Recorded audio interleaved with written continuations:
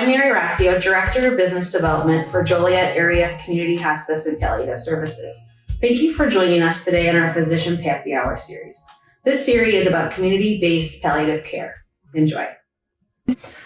Hello, my name is Sarah Dato. I'm the Senior Director of Clinical Programs here at Joliet Area Community Hospice. And today we'd like to spend a few minutes talking to you about palliative care. Palliative care is a fast-growing medical specialty that really focuses on symptom management, goals of care, and improving quality of life for patients facing serious and advanced illness. Unlike hospice, palliative care is not end-of-life care.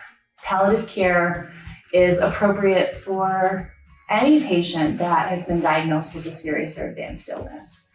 So I know sometimes there's a lot of confusion about palliative care and hospice and people kind of thinking that they're the same.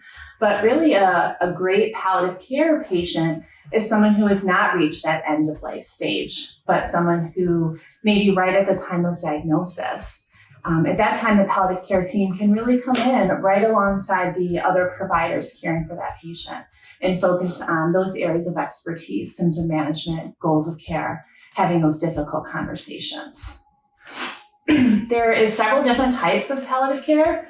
There's inpatient palliative care, outpatient palliative care, which is normally a clinic setting. And lastly, there's community-based palliative care. And that's our area of expertise here at Joliet Area Community Hospice. So for the rest of our time, we really want to focus on talking about community-based palliative care. And our team here at Joliet Area consists of a physician. We have 3 full-time advanced practice nurses. We have a full-time licensed clinical social worker, as well as a palliative care coordinator. And that is our team of clinicians and professionals that are out in the field caring for patients in their home. And today I'm joined by Aisha Brownlee-Williams. She's one of our palliative care nurse practitioners here at Joliet Area Community Hospice. And she's going to share a little bit with us more about our program and what her day-to-day looks like in patient care. Thanks for joining us today, Aisha. We're so glad to have you on our team. Why don't you start with just telling us a little bit about your training and your background and what's led you to want to practice in the area of community-based palliative care? So my training is in adult health with a specialty in oncology. When it comes to focusing in palliative care, several years ago, I attended LNAC, which is the End of Life Nursing Education Consortium, which is a symposium that focuses on improving palliative care education. And after attending that conference, I knew that palliative care was the place where I wanted to be. And here I am. That's great. And how long have you been practicing community-based palliative care? So I've been doing community-based palliative for about 3 years.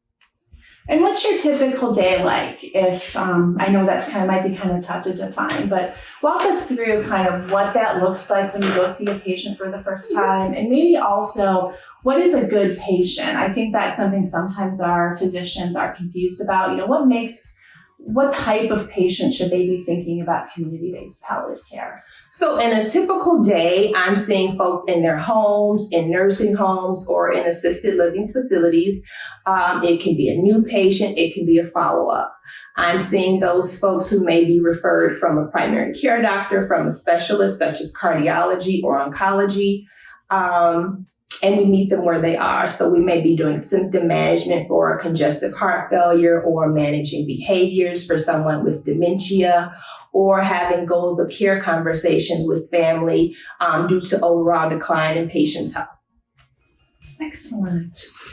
So we talk a lot about value and outcome measurement and how do we define how palliative care really provides value. And you're kind of on the front lines every day, and you're really seeing what this type of care brings to patients in their homes. So can you tell us a little bit about what you really see the true value in, not just, is that extension between inpatient and outpatient, which I think a lot of our physicians are more familiar with those types of services, but what is the real value you see in that community-based type of care? The value of palliative-based care is often overlooked as we receive a lot of referrals toward the end of life. But majority of the benefit for palliative care services are seen in the months prior to patient decline and worsening of symptoms, which is why we recommend early referral to our I program. think that's really true. I think the value that I've seen in palliative care over the years is really that comprehensive care plan and really being able to, when our palliative care practitioner can come into the home, they can look at the whole picture. They can collaborate with all of the different specialists that might be involved in that patient's care. And I think that provides a lot of comfort and, it's extra layer. I've often referred to palliative care as that extra layer of support for our Absolutely. patients and families. Also, too, palliative is just not physical care. It's the emotional and social support that we can provide to our patients also. And in that aspect, we collaborate with our social worker to get our patients and families exactly what they need. Absolutely. I think that's a great segue to the next question, which kind of bringing that humanistic and that social emotional side into it. And I know you've seen many, many patients over the years. Can you share with us just maybe a great story of an outcome where you've really thought this is really what community-based palliative care is all about?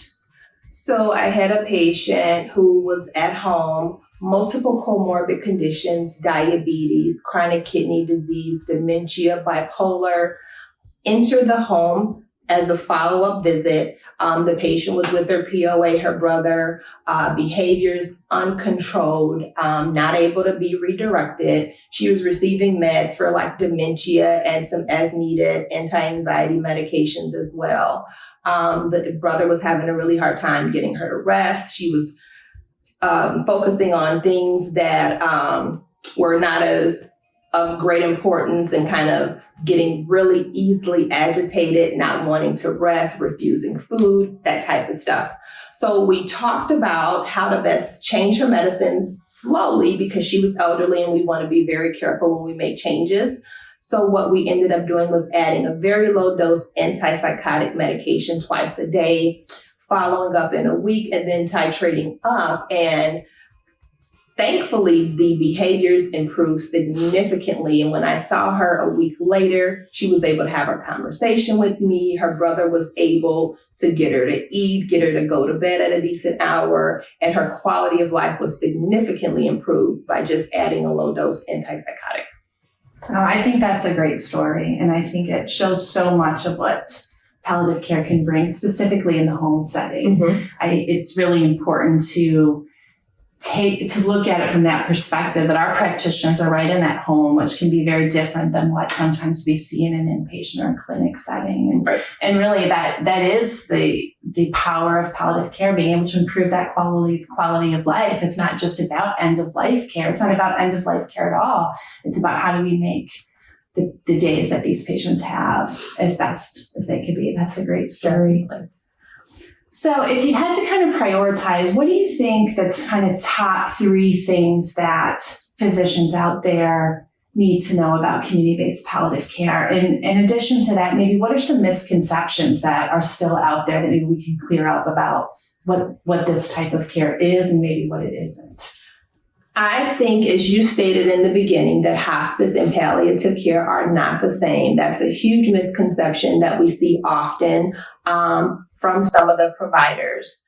Palliative care is specifically for those folks who have chronic conditions with uncontrolled symptoms, and those folks who have chronic conditions who we may need to discuss goals of care conversations with them and their families. Hospice is specifically for those folks who have a terminal diagnosis with the prognosis of 6 months or less to live. We do have folks that are hospice eligible on our palliative care program. However, that is not a prerequisite for being palliative appropriate. So that's one thing that I just kind of want to put out there so that we see a lot. And oftentimes you may see or hear palliative and hospice used interchangeably, but like I said, they're not the same. The other thing I would say is getting referrals sooner than later. Knowing that the earlier we're able to get in there and talk to the patients and their families, the better we're able to manage their symptoms earlier on in the disease process and thereby improve their quality of life. Absolutely. I would also say that making sure that we focus on what the goals of the patient and also the families are, as opposed to bringing our own thoughts and feelings into the process of what they may need. Palliative care works in collaboration with the referring provider. Our goal is not to assume care of the provider's patients. We focus on the aspect in which we're being consulted, and we work in collaboration with the provider to ensure that the patient receives what they need. We have an open dialogue with all of our referring providers to ensure that they're aware of what's happening with their patient at all times. Absolutely. And just for clarification, palliative care could be a variety of different diagnoses. Absolutely. What are some of the, kind of maybe the most common types of patients that you see? We see a lot of dementia, advanced dementia with behavior issues, maybe some of those folks with dementia who have recurrent UTIs, recurrent hospitalizations, recurrent falls. We see folks with congestive heart failure who are symptomatic with also recurrent hospital admissions. We have folks with ALS who are homebound and needing a lot of caregiver support with symptoms that we also see as well in the community. Absolutely. And I think one of those key markers that we're looking at when we go back to those outcomes is how this type of care in the home really can reduce those return to the hospitals, reduce those ER visits, and really help with those metrics. Have you seen that with your patient population? I have. It's those folks that we keep a tight rein on, following them closely, touching base with the patient, the family, and or the caregiver to ensure that we're getting them what they need. Sometimes things happen at random hours of the day or night, and we let them know your palliative care team is here for you. We have a 24-hour number that you can call. We're always available no matter the time of day or night. That's a great point. We have 24/7 nurse practitioners on call. So if our patients need us, they can reach one of our providers any time of day or night. So last question today, Aisha. What do you think the future looks like for community-based palliative care? If you could look ahead 10 years, what do you think it will look like? I think palliative care will continue to grow, especially since we're seeing changes in hospital admission reimbursement, as well as the changes that we're seeing in the home care setting with billing also. I think a lot of providers will start to use palliative as additional support for patients so that they can get what they need. Thank you so much. Thank you. Well, I hope this was helpful in clarifying and better defining what the services of community-based palliative care are and how they might be helpful for a variety of different patients. So once again, palliative care is not end-of-life care. It's really a quality of life, symptom management, and goals of care. Thank you so much for watching today's episode. If you have any questions or you have a preference of a topic that you'd like us to discuss, you can always reach out to me personally or call our main number. Thank you.